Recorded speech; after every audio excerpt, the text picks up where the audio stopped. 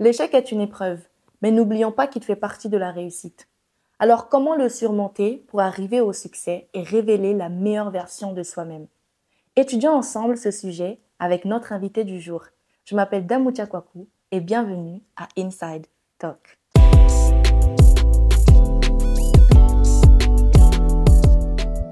Bonjour Claudia. Bonjour Damoutia.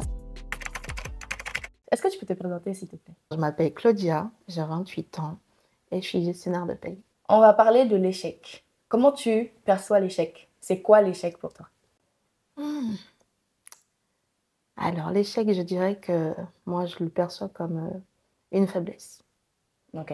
Et après, au fur et à mesure des années que j'ai passées, en reprenant mes années, j'ai vu ça comme une force et qui m'a permis de me relever en tout cas et qui m'a aussi permis de connaître mon identité. Quand tu dis en reprenant tes années, tu parles de quelle année? Pour préciser juste.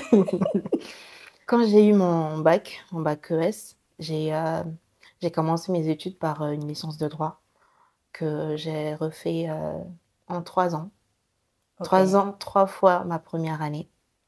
Et durant ces 3, la première, bon, l'histoire, j'étais loin de ma famille, il fallait recommencer comme si c'était à zéro une vie et s'habituer aussi à l'environnement. J'ai dit, ok, bon, on laisse passer, on digère. Et puis, vient la deuxième année. C'est la même chose, rebelote. Mais là, ça commençait à me travailler parce que jamais auparavant, ça m'était arrivé. Avant mon bac, c'était l'élève exemplaire, l'élève modèle, l'élève qui a toujours une bonne moyenne, de bonnes notes et tout. Et là, arrivé en droit, tout ce que je voulais faire, là, c'est comme si ma vie basculait et je commençais à me poser des questions sur moi-même. Je savais que j'étais intelligente, mais quand je voyais mes notes, je n'étais pas intelligente en fait. Et après ça, j'ai refait ma troisième année, troisième année de première année de droit. Et là, je crois que c'était la plus compliquée des années que j'ai fait. En fait, ton histoire, c'est un peu comme moi, du coup. Ouais. Parce que j'ai repris... Ouais. j'ai repris ma première année 3 fois. Et comme tu dis, tu es l'élève exemplaire, modèle, tu es parmi les premiers de la classe et tout. Et là, tu arrives à l'université et c'est comme si c'est un autre monde. Ça arrive déjà, comme tu dis, l'environnement, ça change totalement. Du coup, ça déstabilise et tu commences à te poser des questions sur toi-même. Est-ce que je suis vraiment intelligente en fait? Qu'est-ce qui m'arrive? Est-ce que c'est pas des attaques aussi sur... Comment tu as fait en fait du coup pour traverser ce moment difficile là? Tu as raté 3 fois ton année. Comment tu as fait pour rebondir? À la suite de ces 3 années, pour moi, la troisième fois, c'était la bonne en fait. Et là, je tombe vraiment quand je vois les résultats au bout de la troisième année, que c'est toujours la même chose. Alors que vraiment, c'était l'année où j'ai travaillé en groupe, je ne me suis pas isolée, j'ai fait tout ce qu'on me conseillait en fait. Et là, boum. Et là, je ne savais plus quoi faire. Du coup, même pour m'inscrire, c'était quelque chose. Et cette année-là, en fait, j'ai rien foutu. J'ai rien fait. J'ai vu les résultats, j'ai fait mon ordi et puis bye. Et là, j'ai dit non. Là, c'est bon, je n'étudie plus. Et c'est là que j'ai fait mon année sabbatique. Et cette année sabbatique, ça m'a permis de me recentrer sur moi, de voir en fait le potentiel, les compétences que je pouvais développer ailleurs et de me recentrer aussi sur mon bac parce que j'ai un bac ES. Et sans un bac ES, je peux faire tout. Tout ce que je veux, c'est un bac qui est assez large. Et de là, en fait, après mon année sabbatique, j'ai fait une licence d'AES. J'ai commencé une licence d'AES. Et là, encore, je rate mon année il me manquait 8 points. Ah ouais. Et là, je tombe encore. Ah, ça faisait mal. Et là, j'ai dit, OK, il faut persévérer dans la vie. On va persévérer. On va persévérer jusqu'au bout. J'ai repris ma première année et je l'ai réussi. Et je suis passée en deuxième année. Et en deuxième année, bah, il fallait se spécialiser déjà. Il fallait commencer à penser à sa spécialisation en troisième année. Et de là j'ai commencé à voir si il fallait que je continue ma troisième année générale ou si je devais me spécialiser dans un domaine précis pour finir rapidement parce que j'en pouvais plus des études. Et après, petite parenthèse, parce que quand j'ai commencé, en arrivant ici, je n'étais pas chrétienne. Et du coup, là aussi, en étant jeune convertie, et que le Seigneur te parle et te dit que tu vas réussir. Et là, bim, tu te dis, mais attends, tu te prends pour qui en fait? Tu as dit, ok, tu es Dieu, mais là, il ne faut pas parler sur ça en fait. Toutes les prophéties voilà. qu'on te donne. Parfois, ça t'énerve. Voilà. On te donne des prophéties, mais tu vois le contraire de ce qu'on te dit. Et ça t'énerve. Ne me parlez plus. Quand le pasteur fait appel de « Oh, venez, tu viens pas, laissez-moi ». J'y allais plus à un moment donné. Et surtout après ma troisième année, où j'ai décidé de tout abandonner et de faire mon année sabbatique.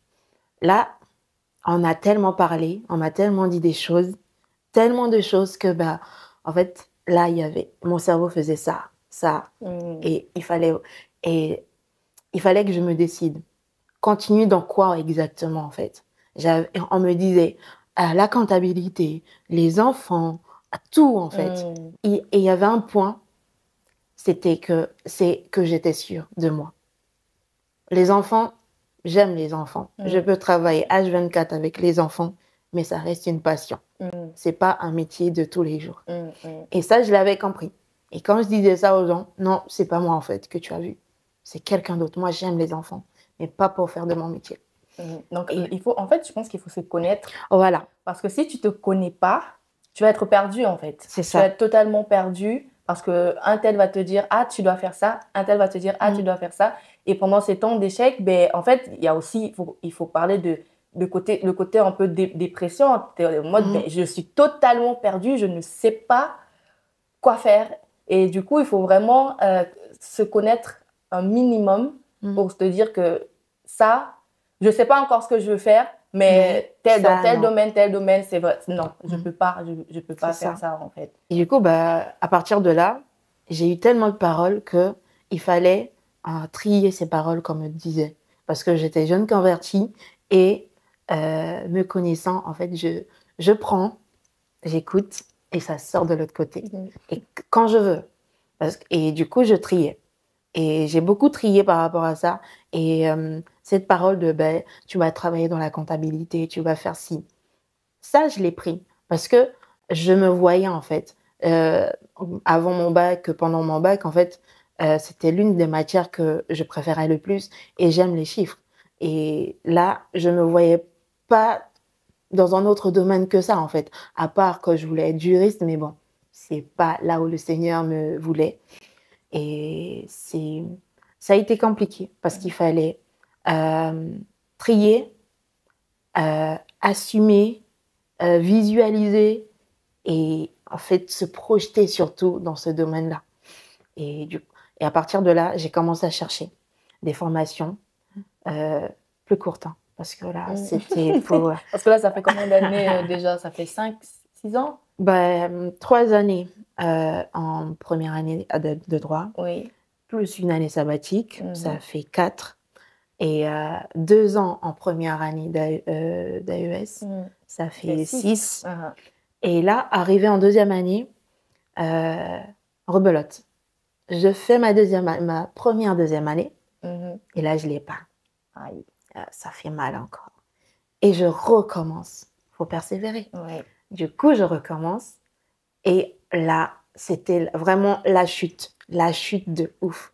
Parce que quand je faisais ma première, deuxième année, il fallait commencer à penser à l'avenir, à finir les études. Et de là, j'avais passé des examens pour des écoles et très sélectives. 60 candidatures pour 28 places. Ah ouais. Et j'étais dans les 60 et j'étais dans les 28. Ah ouais. Et la condition, c'est qu'il fallait valider sa deuxième année. Et puis là, boum, là, c'était... Alors là, je ne sais pas comment je me suis relevée, mais j'entends ça et je suis prise dans les 28. Je suis tellement contente. Et là, l'annonce des résultats arrive. Boum. Tu rates. Voilà, je rate. La deuxième année. Et je ne peux pas. Et je ne peux pas faire cette formation. Il n'y a pas d'exception. C'est bac plus 2, point final. Tu l'as pas, tu fais pas. Voilà. Donc, bon, écoute, comment dire, une place est libérée pour quelqu'un d'autre. Et du coup, persévérance encore. Je suis repartie pour refaire ma deuxième année.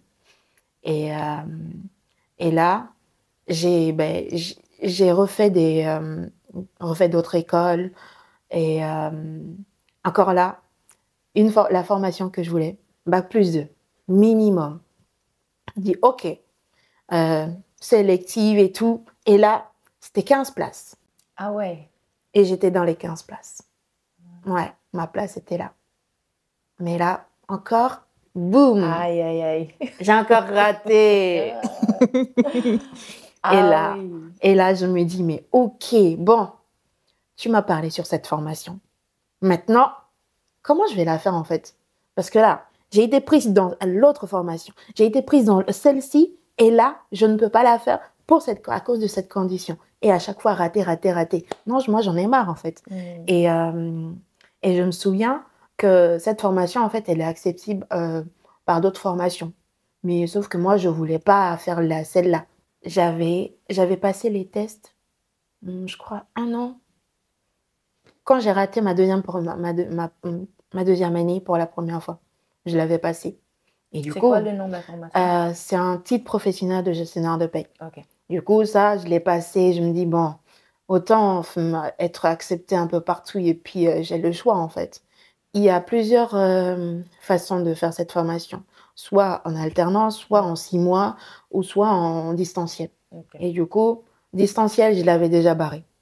Parce que moi, je voulais quelque chose de physique, même si c'était un peu mélangé, où j'étais à distance toute seule parfois, mais c'est pas grave. Mais de temps en temps, avoir un prof, c'est bien aussi d'échanger avec des personnes. Ouais. Et il y avait une session qui allait commencer, je crois, en mars. Moi, j'avais fait ça en septembre.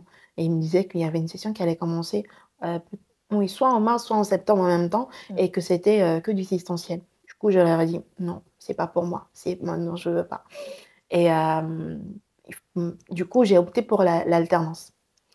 Et là, j'ai dit, OK, déjà, il faut trouver une entreprise qui t'accepte.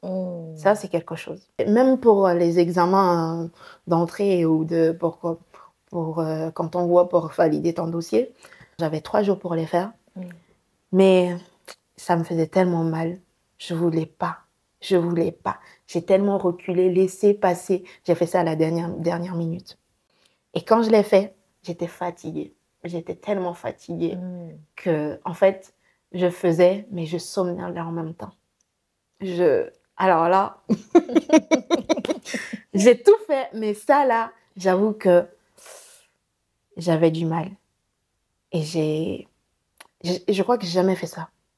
Quelque chose à la dernière minute. Je suis toujours à essayer d'avancer le maximum possible et de ne pas être en retard surtout. Mais là, cette formation, je l'ai fait à la dernière minute, rapidement. Et bon, comme pour moi, je l'ai fait comme ça là, je n'étais pas concentrée, j'ai fait ça comme ça. Je ne pensais pas en fait que ça allait passer. Quand elle regarde mes résultats, elle me dit, bon, vous êtes acceptés, vos résultats sont corrects, je ne sais même pas comment elle a dit, mais j'étais là, c'est vrai? C'est moi? Non, mais... et puis... Et du coup, j'ai mis ça en stand-by en fait. Parce que je voulais faire une alternance et en même temps essayer de valider ma deuxième année pour une deuxième fois. Oui. Du coup, j'ai laissé ça. Et j'ai repris. J'ai repris ma deuxième année. Et c'est là que j'ai refait je voulais faire une autre formation. Et c'était la formation où c'était à 15 places. J'ai été acceptée et tout. Condition, bac+2 aussi. Et puis, à la fin de l'année, il fallait choisir. J'avais 2 formations. Ok. Cool, super. Mais, encore une fois, je n'ai pas validé. Donc, Ta deuxième année, du coup. voilà. Ok. Donc, il fallait faire un choix. Même pas faire un choix. Le choix était là, en fait. Tu avais 2 formations. Une où il y avait une condition bac+2 et l'autre, condition bac. Soit tu l'as. Il n'y a même pas à discuter. Mais sauf que moi, je ne voulais pas faire cette formation. Après, c'est juste l'intitulé de la formation qui change. Ouais. Et après, ça me permettait aussi d'avoir un bac+3. Cette formation que j'ai faite, c'est un bac+2. Je dis, ok, on y va alors. J'ai ruminé jusqu'à ce que je vais dans mes mails indésirables. Et là, il y a l'école qui m'envoie un mail de rappel. Comme quoi, j'ai 2 semaines pour valider ma place, en fait, pour confirmer que je veux bien faire cette formation, parce que la formation commençait en septembre. La formation où il fallait un bac pour... Non, oui, voilà, c'est Ok. niveau bac. Ma place était là déjà, mais 2 semaines pour confirmer ma place. Et pour confirmer que j'allais bien faire une alternance. Parce que si tu ne trouves pas l'entreprise, tu dois payer. Et donc, Et c'était combien? dans les 7 000 €. Ok. Ouais. Ok. Et donc, de juin à septembre, il fallait que je trouve une alternance. Une entreprise plutôt. Et bon, après, je connaissais quelques astuces des sites et tout, parce que j'avais déjà commencé les démarches pour trouver une entreprise et faire une alternance. Il fallait subvenir à mes besoins. Je dis, ok, faut travailler en fait. Et de juin à juillet, j'ai beaucoup bossé. Tellement bossé que quand je rentrais, j'étais fatiguée. Et même pour regarder les annonces, regarder les entreprises, je faisais ça, mais avec un œil fermé. Et l'autre ouvert. Fin juillet, je me suis dit, mais en fait, non, tu peux pas laisser tomber comme ça. Tu peux pas. Tu peux pas te permettre de te contenter d'avoir un bac et puis c'était pas ça de base que tu voulais. Ok, tu voulais faire de grandes études, mais c'est pas ça, c'est pas pour toi les grandes études. En fait, je te coupe parce que on a grandi avec l'idée qu'il te faut un bac+5 minimum. Voilà, c'est ça. Il te faut absolument un bac+5 pour réussir dans la vie. Et je pense que quelque part, on poursuivait cette idée en fait d'avoir un bac+5. C'est quand j'aurai un bac+5, c'est là, je serai quelqu'un. Je serai quelqu'un en fait. Et moi, c'était pareil. Moi, c'était bac+5. Moi, je peux pas faire un truc bac et puis j'ai un équivalent un peu là de bac+2 et puis c'est tout. Non, je veux un bac+5 et tu poursuis en fait cette idée de bac+5 alors que pas forcément. Dieu veut pas que... bac+5, c'est pas pour toi. Laisse tomber. Donc, du coup, là, en août, je me suis reprise. J'ai un peu ralenti sur mes activités professionnelles et là, j'ai commencé à faire du porte-à-porte. Sauf que les entreprises étaient fermées en août. Donc là, même pas au téléphone, non, la personne qui s'occupe de ce pôle n'est pas là, elle est en vacances, ci et ça. Je dis, waouh, j'ai 1 mois pour trouver une entreprise en fait. J'ai 1 mois. Et là, l'école me relance, me dit, vous en êtes où? Il faudrait penser à s'inscrire à Pôle emploi en fait. Comme ça, au moins, Pôle emploi pourrait financer votre formation. Et là, j'ai refusé. Parce que j'ai refusé un mois pour trouver une alternance. Ouais. En plus, pour trouver une alternance, il faut commencer 1 an minimum. Avant. Moi, j'avais commencé, mais moi, j'ai arrêté, je reprenais. En fait, je jouais au yo-yo. Ouais. Et là, quand l'école m'envoie le mail, je vois ça. Je suis allée sur la page du Pôle emploi. Je me suis connectée parce que j'avais déjà un compte. Et là, je vois. Parce que Oui, j'ai oublié aussi de mentionner que j'avais déjà fait cette démarche. Euh, Au cas où j'avais pas trouvé l'entreprise, mais 1 an auparavant. J'avais contacté Pôle emploi, il m'avait dit, bon, en fait, c'est une démarche qui pourrait durer 1 mois, le temps qu'ils acceptent mon dossier, que voilà, tout soit accepté. Et ma conseillère m'avait expliqué tout ça. Je dis, ok, bon, attendez toujours, j'arrive. Mais je n'arrive. Et du coup, j'ai relu le mail qu'elle m'avait envoyé 1 an auparavant. Et je dis, oh, ah non, Seigneur, je ne veux pas repartir dans tout ça, en fait. Et en plus, le, le temps qui traite, ça dure 1 mois et plus, je sais pas. Et dans 1 mois, il faut que je trouve une entreprise pour commencer cette formation, en fait. Donc là, j'ai refusé, j'ai prié.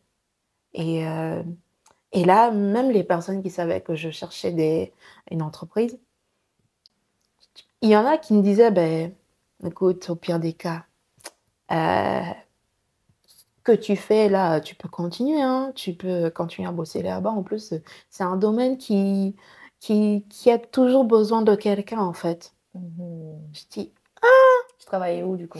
je travaillais dans des EHPAD, en fait, là où ils avaient besoin. Ok.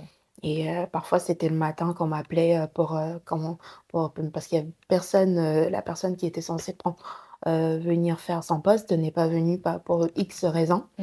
Donc, moi, j'enchaînais 3 semaines de boulot comme ça et j'avais mon compte, en fait. J'avais 1200 et plus pour dire. Donc, Parce qu'il y a les charges. voilà. Dans tout ça, il y a les charges aussi. Voilà. Donc, j'ai dit, si je bosse en 3 semaines, j'ai ce montant-là. En 4 semaines, qu'est-ce que ça va être, en fait? Je dis, OK. Et en plus, quand on me dit ça, c'est vraiment quelque chose qui est tentant, en fait. Oui. Qui te dit, mais en fait, pourquoi tu te casses la tête à aller chercher une formation qui ne veut pas de toi, en fait? T'as 1 mois. T'es sûr qu'en 1 mois, tu peux? En 1 mois, tu peux? Je dis, OK. Et là, c'était comme, je commençais à imaginer. En fait, bon, est-ce que tu te vois travailler toute ta vie en EHPAD?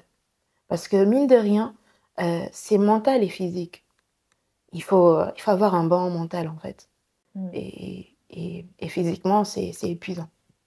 Après, pour commencer à travailler, découvrir le domaine, c'est quelque chose qu'il faut faire. Mais sur le long terme, c'est pas pour toi. C'est pas pour moi. Même si j'aime les gens et je côtoie beaucoup les gens et tout. Mais là, je voyais que ce côté-là, travailler en EHPAD, c'est pas ça que je voulais de base. Parce que, en fait, travailler en EHPAD, il faut vraiment aimer, il faut vraiment que ça soit ton truc à toi. Voilà, c'est quelque chose que, moi, a priori, j'aurais pu aimer. Mais quand je vois d'où je sors et ce que moi, je voulais de base, c'était pas ça. C'était pas finir ma vie à travailler, en fait, que ça soit EHPAD ou ailleurs, mais finir ma vie en sachant que je n'ai pas fait ce que je voulais. C'était plus ça, ce côté-là qui allait me gêner, même si peut-être dans 5 ans, dans 6 ans, 10 ans, j'allais regretter, en fait, de ne pas avoir essayé de faire quelque chose, d'aller au bout, en fait, de ce que j'avais entre les mains. La formation était là. Il fallait juste trouver une entreprise. OK. On sait qu'il faut s'y prendre en avance. Il faut faire ci, il faut faire ça. OK. Mais toi, tu sais qui tu es. Tu sais comment tu dois faire. Tu n'es pas les autres. Même si les autres disaient, oh, ben écoute, moi, j'ai commencé à chercher une alternance 1 an auparavant, 2 ans auparavant, je faisais ça, ça, ça, ça, ça et ça. OK. Tu es toi. Moi, je suis moi. Exactement. Voilà. C'est là que la foi vraiment est née en moi. Parce que la foi, c'est quelque chose qu'on espère. On ne voit pas forcément. Et là, il fallait que je puisse mettre à l'épreuve ma foi, tout simplement. Et quand les gens me disaient, OK, mais tu peux continuer dans ce domaine en attendant. Tu trouves une entreprise, c'est pas grave. Dans ma tête, c'était, c'est grave pour moi et je vais trouver cette entreprise. Et je ne compte pas continuer à faire quelque chose que je ne veux pas faire et que je vais regretter. Petite parenthèse. J'ai bien aimé travailler en EHPAD. Ça m'a forgé. Voilà, ça m'a forgé. J'ai appris beaucoup de choses, mais c'était pas pour moi. Et puis, et à partir de là, en fait, là, j'ai intensifié mes relances, mes candidatures, mes porte-à-porte. Et même à la dernière minute, j'ai dit au Seigneur, non, je suis épuisée. Je peux pas ne pas savoir ce que je vais faire. À la dernière minute comme ça, là, non. Et là, je me souviens, je fais un porte-à-porte et là, on me dit, la personne qui s'occupe du pôle est absente. Elle revient une semaine avant ma formation, avant le commencement de ma formation. Je dis, wow!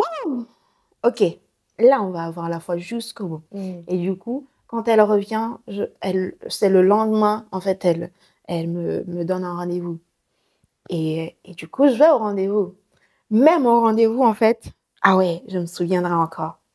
J'ai été sur place, hein. Donc, j'ai trouvé l'entrée et tout. Je me suis bien garée. Et là, le jour de l'entretien, le GPS m'emmène dans une autre entrée. Et je me gare, je me dis, ok, bon. Je me souviens pas, en fait, d'être venue ici. Bon, GPS, je te suis. GPS. Je te suis. Et là, je prends mon temps et tout. Et là, je commence à m'affoler parce que je reconnais pas, je sais pas où je suis. Mais pourtant, le GPS me dit que je suis arrivée, en fait. Et là, en fait, il fallait faire le tour carrément. Les locaux se trouvent dans un endroit qui est bien fermé, mais que tu peux entrer de là où j'étais. Mais comme je n'étais pas personnelle, je ne connaissais pas, je ne pouvais pas entrer à l'intérieur. Donc, il fallait que je fasse le tour. Et là, j'appelle l'entreprise, je leur dis que je me suis perdue, je ne le retrouve plus. Et elle m'a expliqué comment m'y rendre. Et d'habitude, je suis en avance. Mais là, j'étais en retard. J'ai transpiré à goutte d'eau, toutes les émotions. Quand je suis arrivée, je ne savais pas où je devais me mettre. Oh là là, je ne savais pas. Mais là, du coup... La seule entreprise qui te prend en entretien. T'avais d'autres ou pas? La dernière, on va dire. Parce que les autres, quand j'ai passé les entretiens, ils étaient en sous-effectif. Ils ne pouvaient pas prendre de gens comme en ce moment. Ce n'était pas le moment idéal. En fait, toutes sortes d'excuses. Pas d'excuses, mais de raisons valables pour ne pas. Et du coup, là, j'ai dit, Seigneur, ok, là, j'ai un entretien, mais vraiment, s'il te plaît, c'est le dernier. C'est le dernier. Et que ça soit vraiment validé, tout simplement. Et là, j'y suis allée. Bon, j'étais en retard, mais on m'a fait attendre quelques minutes. Bon, ça m'a aidé à me calmer aussi. Et à l'entretien, vraiment, je ne peux pas appeler ça entretien parce que c'était une négociation. J'ai négocié. Du coup, là, j'arrive. Je suis reçue par la directrice et la responsable du pôle. Et là, toutes les deux me disent, bon, on a regardé ton profil. C'est pas ce qu'on cherche. On cherche une personne expérimentée, mais on a quand même voulu te recevoir. Je dis, waouh, ok. Et là, je digère. Et on commence à parler de tout, de pourquoi ce domaine-là et tout. Et là, elle me explique. En fait, elle me disait, oui, carrément, mais il y avait un mais derrière. Oui.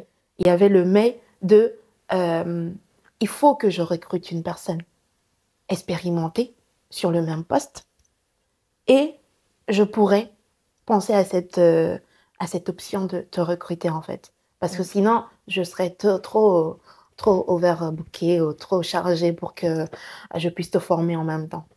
Du coup, en fait, il cherchait quelqu'un à quelqu'un d'expérimenté déjà. Pour travailler, c'était pas pour une alternance. Voilà, c'est ça. Et là, du coup, moi, je propose toutes sortes d'alternatives. Hein. J'ai dit, bon, vous savez pas pour l'alternance.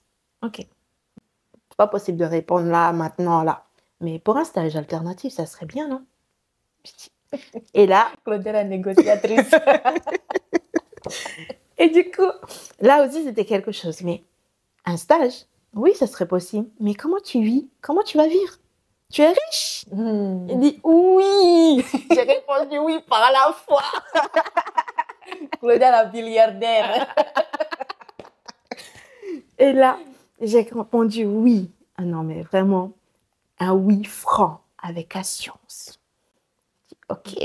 Dans ma tête, c'est, t'es sûre de toi? Tu vas payer ça comment?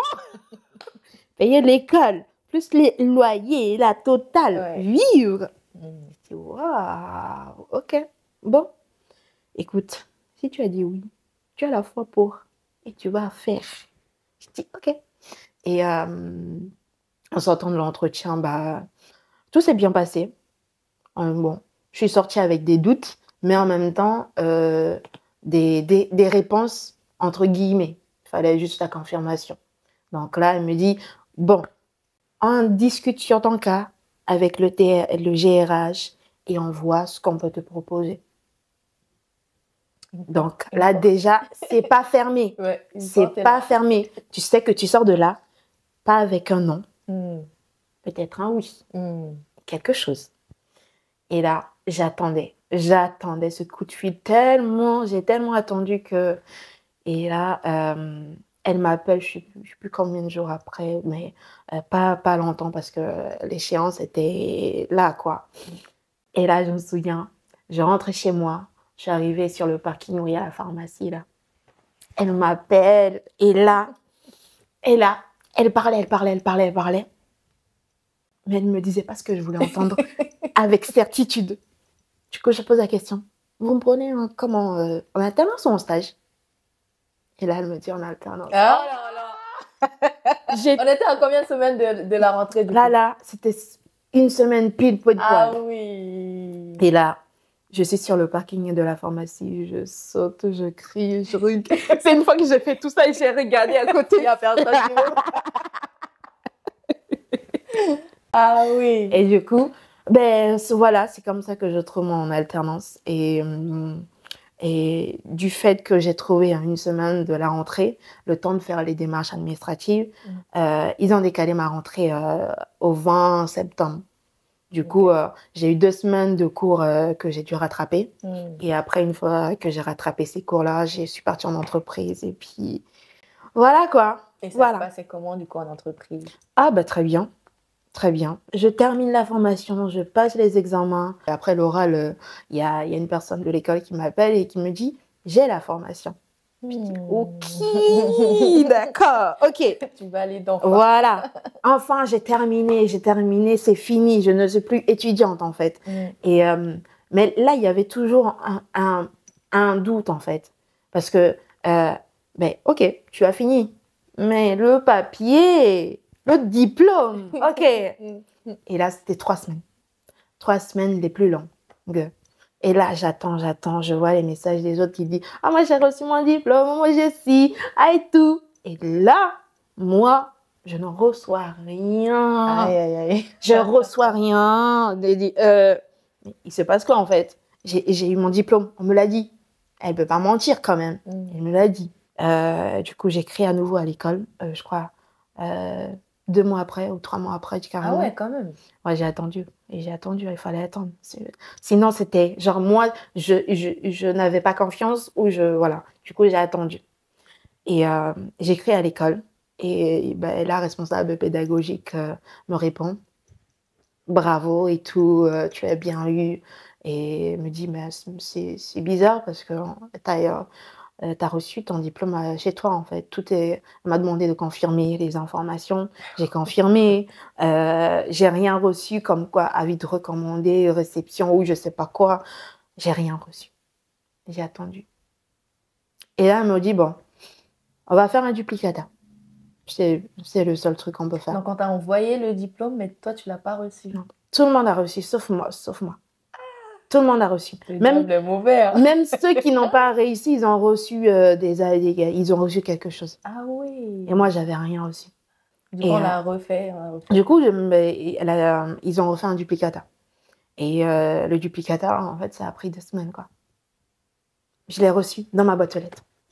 Enfin. Ouais, enfin. Enfin, c'était pas En fait, c'est même pas un problème d'adresse. Je l'ai reçu. Waouh, ok. Ok. Pendant ce temps-là, moi, j'étais en train de ruminer, de me poser des questions.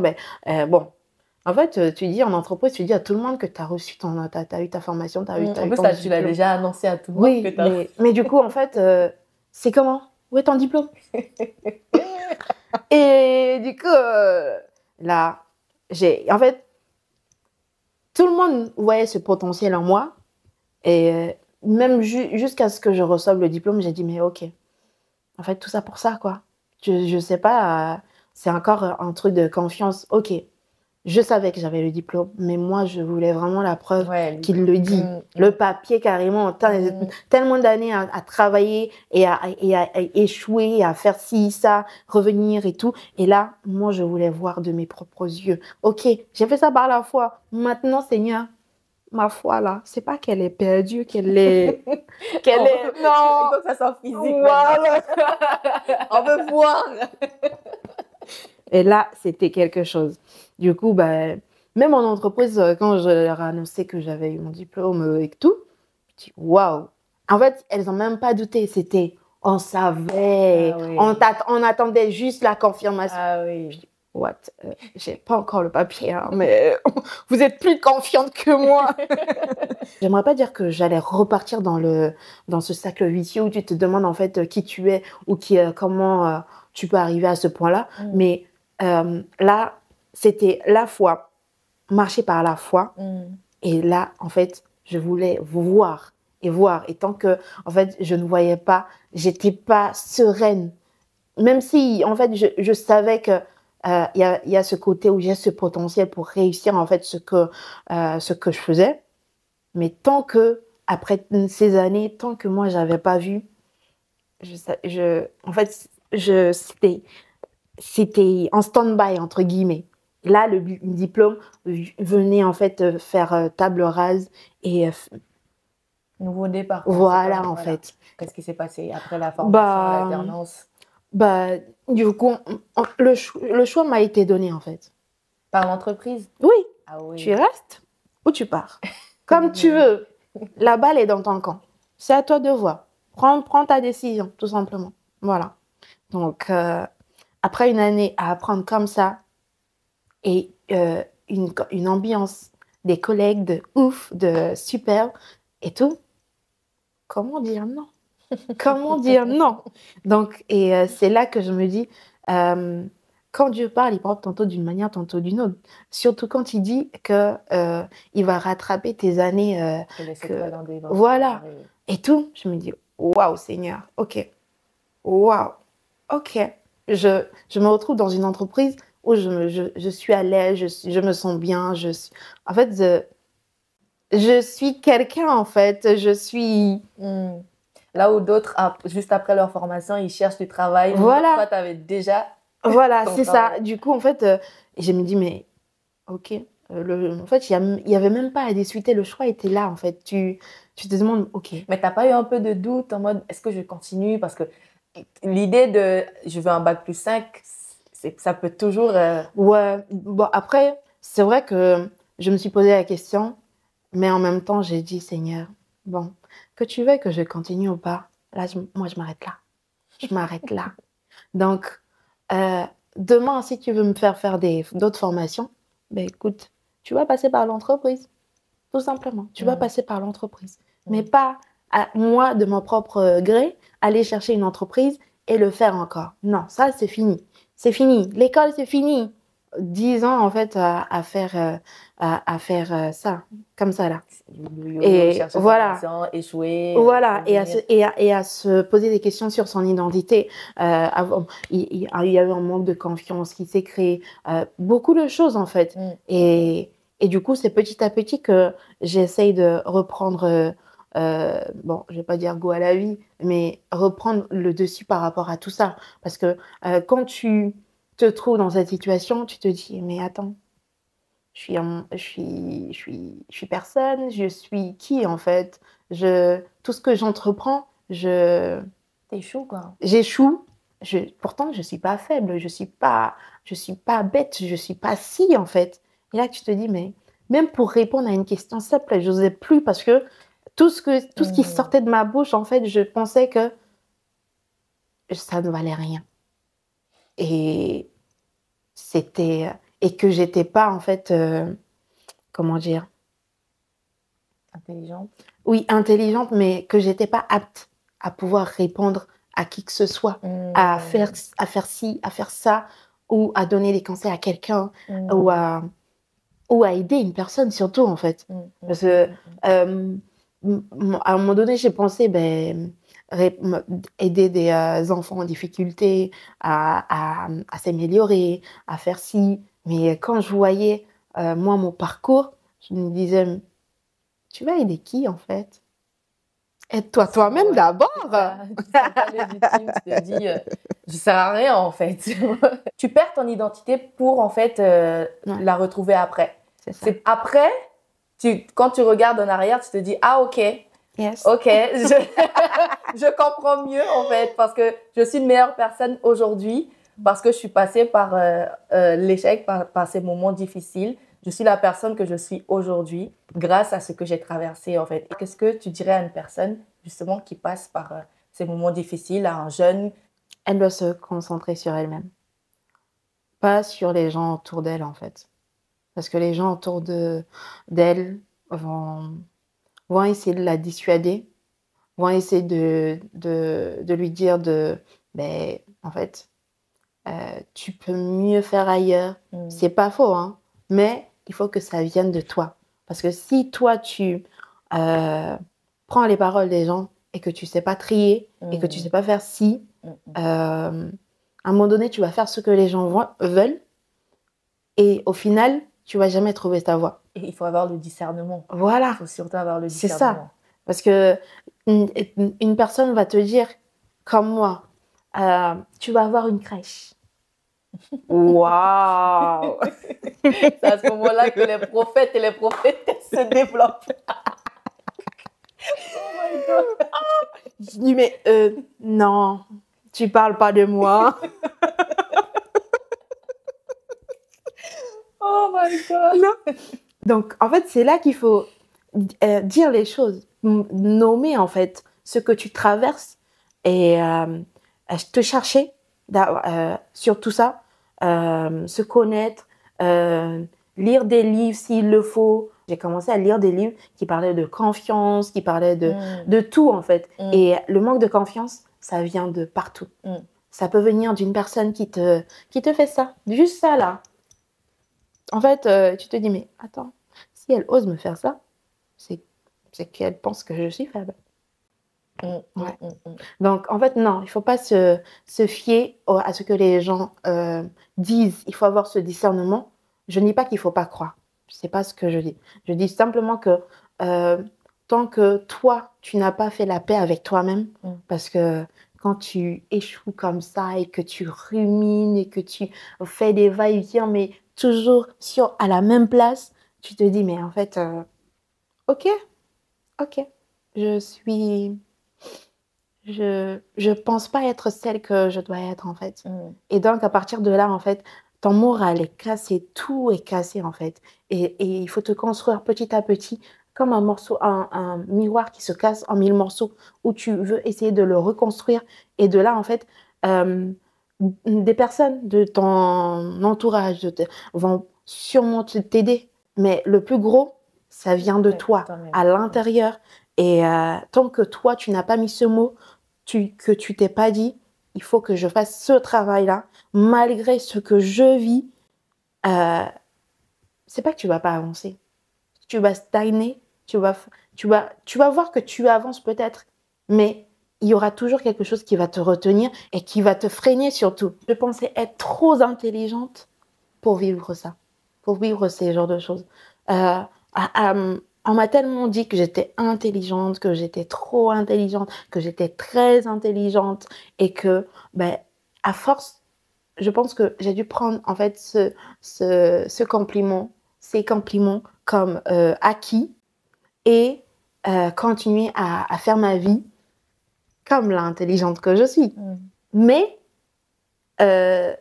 sans pour autant me dire que je suis intelligente, je suis faible. Ce n'est pas un acquis et j'ai encore beaucoup de choses à apprendre. Et je pense que c'était surtout ça, en fait. Et c'était surtout ça qui m'a fait mal.